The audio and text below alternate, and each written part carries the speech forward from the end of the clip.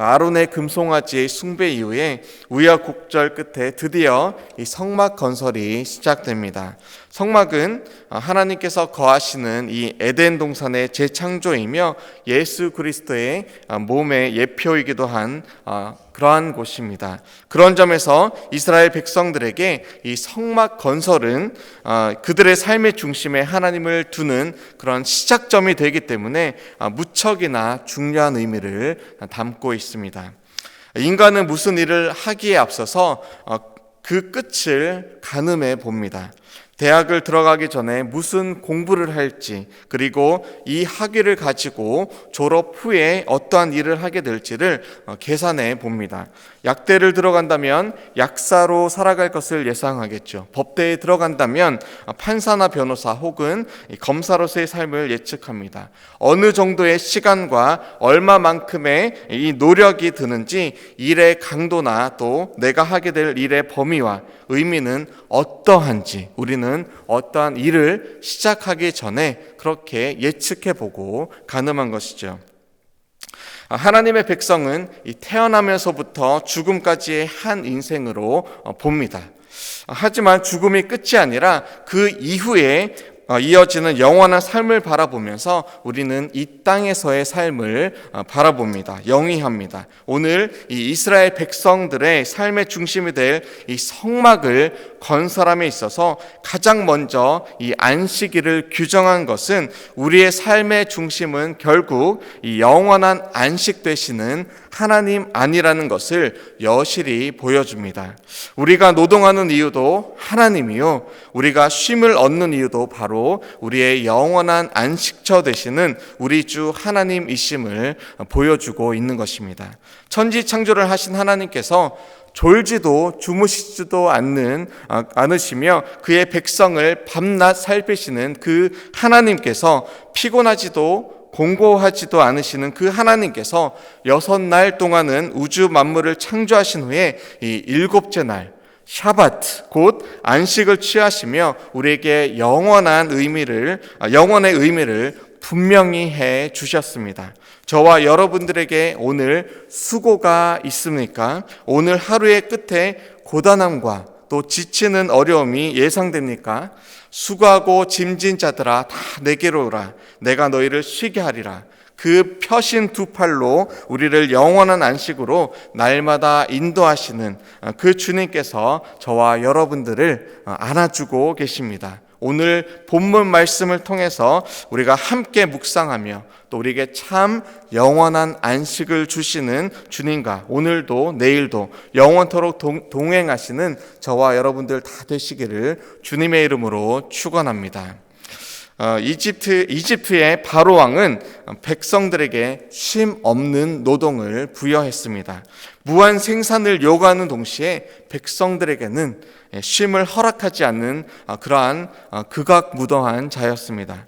어떤 면에서 저와 여러분들은 이 바쁜 뉴욕의 삶 속에서 쉼 없는 노동의 연속을 살아가고 있습니다. 때로는 지치고 또 때로는 넘어집니다. 하지만 하나님께서 안식을 주시는 분이십니다. 힘겹고 어려운 순간에 우리가 이길 힘을 어디서 얻을 수 있습니까? 바로 하나님과 온전한 관계가 회복되는 그곳에 우리는 안식을 얻게 됩니다. 본문 2절 말씀을 우리가 함께 보면서 하나님의 마음을 우리가 함께 살피겠습니다. 엿새 동안은 일하고 7째 날은 너희를 위한 거룩한 날이니 여호와께 엄숙한 안식일이라. 누구든지 이 날에 일하는 자는 죽일지니. 아멘. 성막 건설에 앞서서 안식일 준수에 대한 명령이 주어졌습니다. 바로 왕 밑에서 노예로 살아갈 때에 이스라엘 백성은 밤낮 없이 쉼 없이 일을 했습니다. 그런데 이제 이스라엘 백성들은 하나님의 인도함 속에서 자유인의 몸이 되었습니다. 성막을 건설하고 하나님께 예배하며 기쁘게 노동을 한 뒤에 이제 안식일에 쉼을 가지는 그러한 명령을 듣게 된 것이죠. 마태복음 1장을 보면 아브라함과 다윗의 자손 예수 그리스도의 세계라 선포되면서 예수 그리스도의 족보가 이렇게 나옵니다. 그리고 17절 말씀에 이르면 아브라함부터 다윗까지 14대요, 다윗부터 바벨론으로 사로잡혀갈 때까지 14대요, 바벨론으로 사로잡혀 간 후부터 그리스도같이 14대라 이렇게 기록합니다. 마태복음의 저자 마태가 의도한 것인지는 모르겠지만 이 14대를 반으로 나누면 어떻게 되죠? 7대가 됩니다. 그러면 아브라함부터 다윗까지가 7대가 2번이 되죠. 그리고 다윗으로부터 바벨론까지 또 7대가 2번이 됩니다. 그리고 바벨론으로 사로잡혀 간 후부터 예수 그리스도까지 또 다시 7대가 2번이 됩니다. 7대가 곧 6번이 되고 그리스도가 이 땅에 마침내 오십니다. 그리고 7대가 6번, 마침내 7번째 오신 예수 그리스도, 맨하탄에 위치한 이 리디머 교회를 이끄셨던 팀 켈러 목사님께서 이 마태복음을 이 1장을 설교하는 한 설교에서 예수님께서 우리의 영원한 안식처가 되심을 이 마태복음 1장의 계보를 통해서도 우리가 발견할 수 있다라고 말씀한 것을 기억합니다. 바쁜 세상을 우리가 살아갈 때에 이 주일을 구별하여 하나님께 예배를 드리며 쉴 수 있음은 축복입니다. 우리의 영원한 안식처 되신 이 예수 그리스도를 내 삶의 중심으로 두고 예배함을 삶의 시작과 또 마지막으로 두는 것도 우리의 삶의 참 큰 축복입니다. 엿새 동안 힘써 일을 하고 일할 수 있는 힘과 일터와 건강과 또 여러 가지 여건을 주신 하나님을 힘써 예배하는 것이 바로 축복입니다. 아브라함과 다윗 또 이 바벨론 유수를 거쳐서 언약대로 이 땅에 안식의 완성이 되신 예수 그리스도, 그분 안에 살아가는 것, 그것이 진정한 안식이요 또 우리에게 허락된 진정한 축복된 인생입니다. 그리고 영원 속에서 오늘 힘들고 혹 좀 고단한 그런 삶에 우리가 매몰되는 대신에, 불평하는 대신에 참 화평과 또 기쁨 대신 날마다 새 힘 주시는 우리 주님 안에 거하며 또 주님께서 내 안에 거하심을 인정하고 믿음 안에 걸어가는 것, 그것이 바로 참 안식이요 믿는 자의 참된 고백이 될 것입니다. 오늘도 우리에게 우리의 멍에를 가볍게 하시며 내 죄의 무게를 대신 지신 우리와 함께 걸어가시는 저와 여러분들이 다 되시기를 주님의 이름으로 축원합니다. 혹시 일상생활에서 하나님과 소원해지고 또 하나님의 인자와 자비를 경험하지 못하고 있습니까? 그런 생각이 만약에 든다면 우리의 신앙생활은 어쩌면 짐이 될 수도 있습니다. 반대로 하나님 말씀 안에서 또 예배 가운데 천국을 발견하고 또 우리가 기도 속에서 하나님과 교통하며 또 찬양으로 영혼의 고백을 드리는 자는 매일같이 하나님의 나라를 경험하는 그런 삶이 반복됩니다. 즐거운 삶이죠. 오늘 본문 4절로 9절에서는 우리는 이 자원함으로 기꺼이 드리는 그 마음으로 하나님 앞에 나아가는 백성의 모습을 발견합니다. 무엇이든지 억지로 할 때는 우리에게 짐이 되지만 자원해서 드릴 때에는 기쁨이 넘치게 됩니다. 성막을 누가 건설하게 됩니까? 내일 본문 말씀인 21절 그리고 22절에 나오는 마음이 감동된 모든 자와 자원하는 모든 자, 마음에 원하는 남녀를 통해서 하나님은 성막을 건설합니다. 오늘날도 이것이 교회 공동체를 세워나가는 아주 중요한 원칙이 됩니다. 오늘 본문 5절도 이 같은 맥락에서 우리가 함께 한번 읽어보도록 하겠습니다. 5절 말씀입니다. 너희의 소유 중에서 너희는 여호와께 드릴 것을 택하되 마음에 원하는 자는 누구든지 그것을 가져다가 여호와께 드릴지니 곧 금과 은과 놋과. 아멘. 1997년 대한민국 부도의 위기가 있었습니다. IMF 구제금융이 한국을 살리기 위해서 도움도 주었습니다.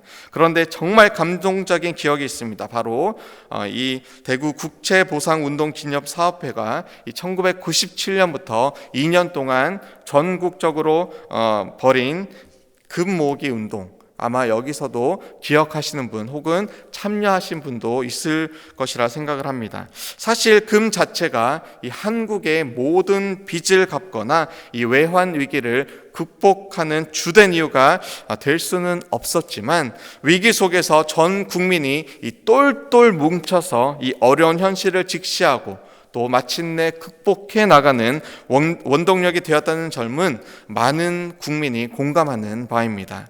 누가 시킨 것도 아닌데 이 대한민국을 사랑하는 그러한 마음으로 부모와 자녀가 자자손손 살아갈 이 대한민국이 부도나는 것, 그것을 염려한 수많은 시민들이 돌반지며 결혼반지며 할 것 없이 나라를 살리기 위해서 자발적으로 원하는 마음으로 이 금 모으기 운동에 참여했습니다. 우리는 그것을 기억하고 있습니다.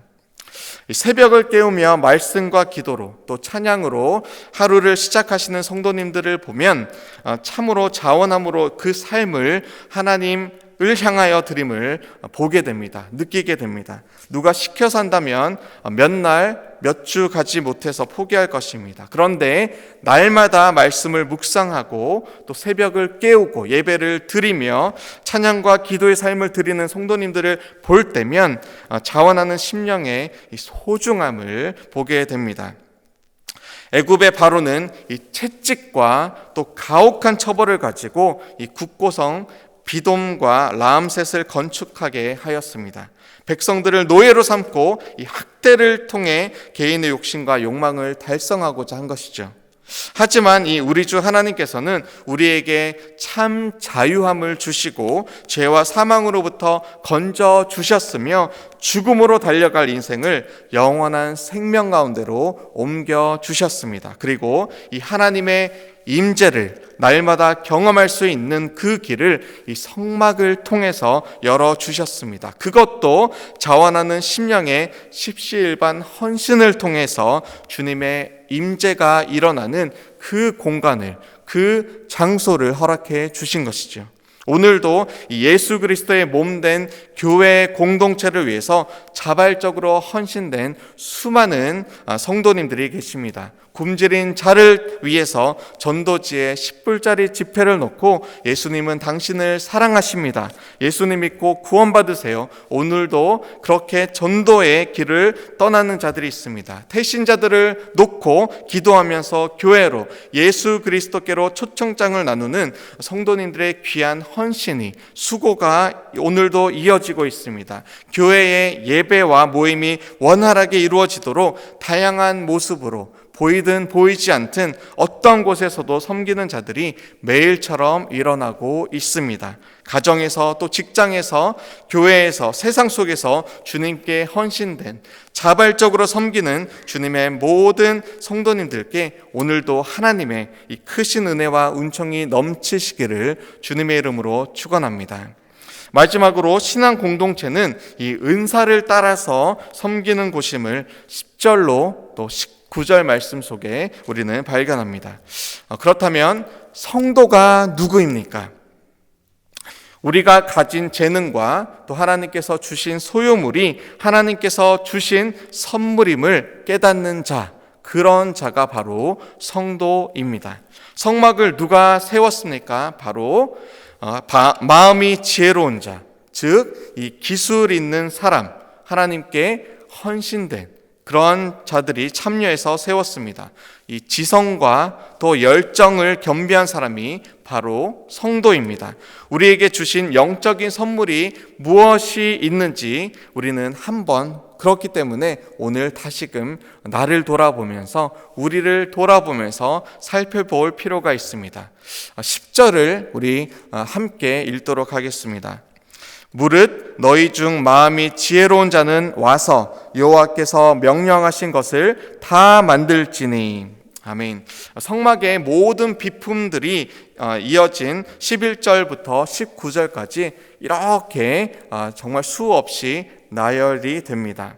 그리고 이 일에 부르심을 받은 자들은 바로 우리가 얼마 전에 함께 살펴보았던 부살렐과 오홀리압, 그 외에 그들을 돕는 여러 기술자와 또 지혜로운 자들입니다. 기억나시죠?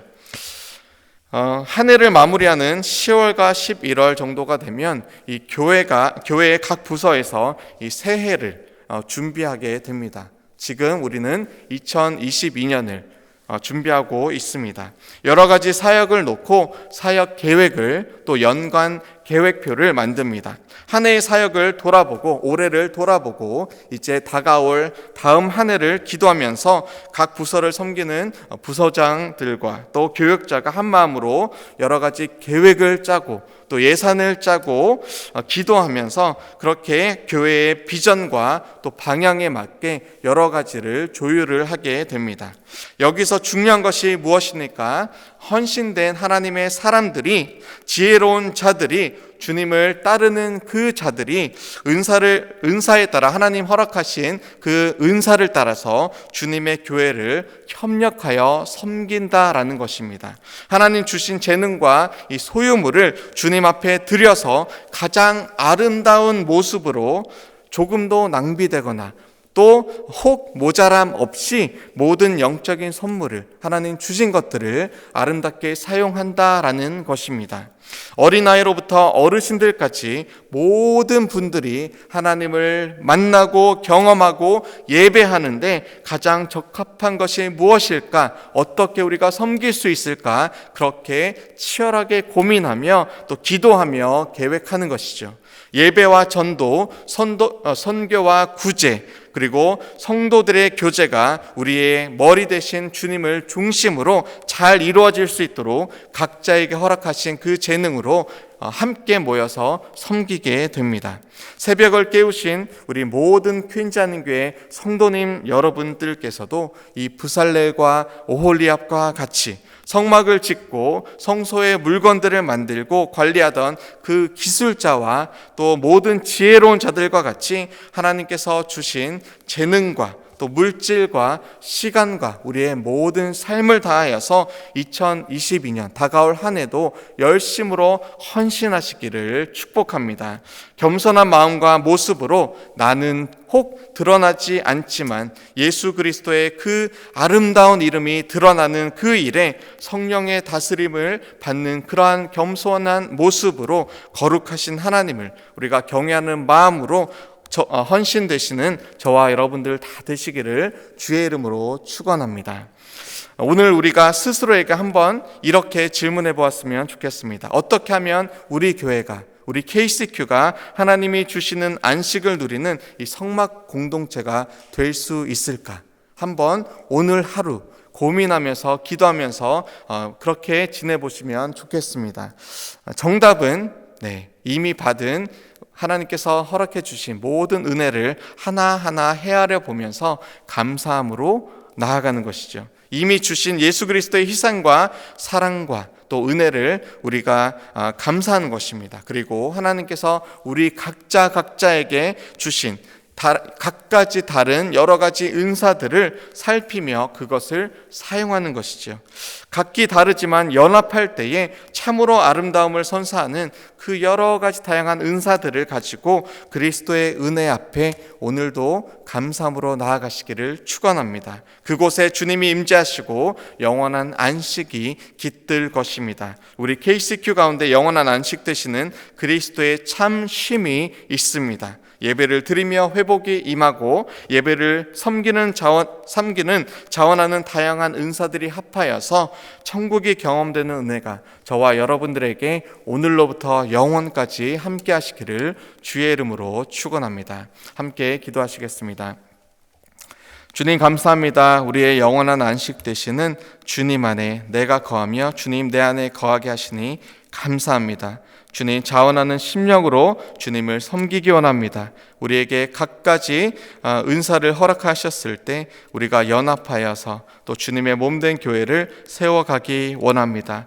주님 드러나든 드러나지 않든 누가 보든 보지 않든 우리가 언제든지 감사한 마음으로 주님 나를 향해서 나를 위해서 허락하신 그 모든 희생의 감사들을 또 축복들을 우리가 하나씩 헤아리면서 또 우리 또한 주님을 닮은 그 모습으로 우리 교회를 또 서로서로를 섬기며 그렇게 주님의 공동체를 세워가게 하여 주시옵소서. 오늘도 내일도 영원까지 함께 하시는 살아계신 예수 그리스도 이름으로 기도드립니다.